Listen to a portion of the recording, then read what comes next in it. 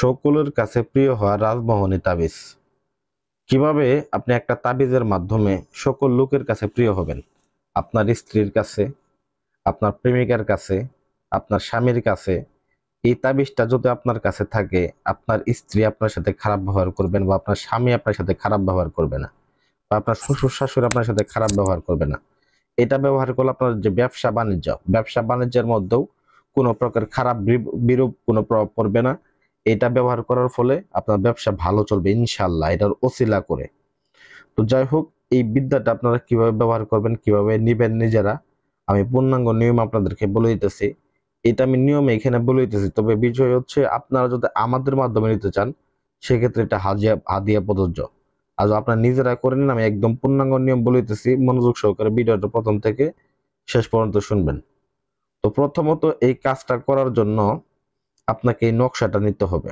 তো নকশাটাই এটার জন্য গুরুত্বপূর্ণ। আমি আপনাদেরকে নকশাটা বড় করে দেখিয়ে দিব। তো এটা লেখার জন্য আপনি ব্যবহার করবেন অরিজিনাল যে মেশক জাফরান কালি, এই মেশক জাফরান কালি, অথবা আপনি যদি মূলত দেখা গেছে এটা অরিজিনাল কামসি দুধ দিয়ে লিখতে চান তাও পারবেন, বা কয়লা দিয়ে লিখতে চান তাও পারবেন, শ্মশানের কয়লা দিয়ে তাও লিখতে পারবেন। আর যদি বলেন যে না আমি কলম দিয়ে লিখবো তাও লিখতে পারেন।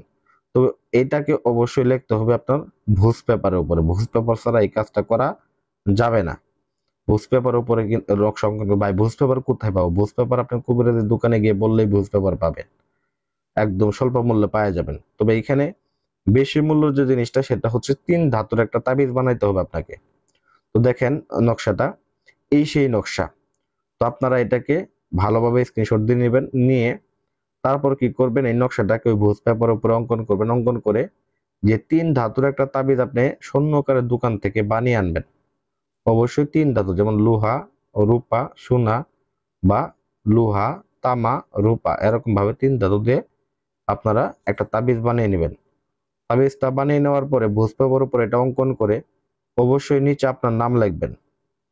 নিচে আপনার নাম, আপনার বাবার নাম, আপনার বয়স, এগুলা লিখে নেবেন।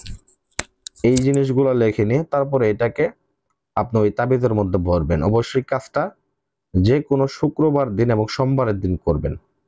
এছাড়াও আমরা কিন্তু দেখা গেছে একদিন বসলাম, আমরা অনেকগুলা করে লিখে রেখে দিই, অনেক ভাইয়ের প্রয়োজন হয় আমাদের কাছ থেকে নেয়। তো বিষয় হচ্ছে এটাকে তাবিজের মধ্যে ভরার পরে মোম দিয়ে এই তাবিজটার মুখটাকে বন্ধ করে নেবেন। মুখটাকে বন্ধ করে নিয়ে কালো সুতা হোক বা লাল সুতা হোক, গলার মধ্যে বা হাতের মধ্যে বা কোমরের মধ্যে এটাকে বেঁধে আপনি ব্যবহার করবেন। শুধুমাত্র 1 সপ্তাহ ব্যবহার করবেন। 1 সপ্তাহ ব্যবহার করার পরে আপনি এটা সুফল বুঝতে পারবেন যে আপনার যার সাথে আপনার শত্রুতা ছিল ওই ব্যক্তি আপনার কাছে এসে আপনার কাছে ক্ষমা চাইতেছে এবং কি আপনার সাথে মিল দিয়ে কথা বলতেছে। যে স্বামী আপনাকে অত্যাচার করেছে ওই স্বামী আপনাকে ভালোবাসতেছে, বা যে শাশুড়ি আপনাকে দেখতে পায় নাই ওই শাশুড়ি আপনার সাথে ভালো আচরণ করতেছে। এই সেই নকশার গুণ। তো মূলত এই নকশার মাধ্যমে মূলত আপনাকে এই কাজটা একদম অতি সহজে করতে পারেন। যারা মূলত করতে পারবেন না, স্ক্রিনে দেওয়া নাম্বারে যোগাযোগ করবেন, আমরা আপনাদের করে কুরিয়ার সার্ভিসের মাধ্যমে পাঠিয়ে দেব।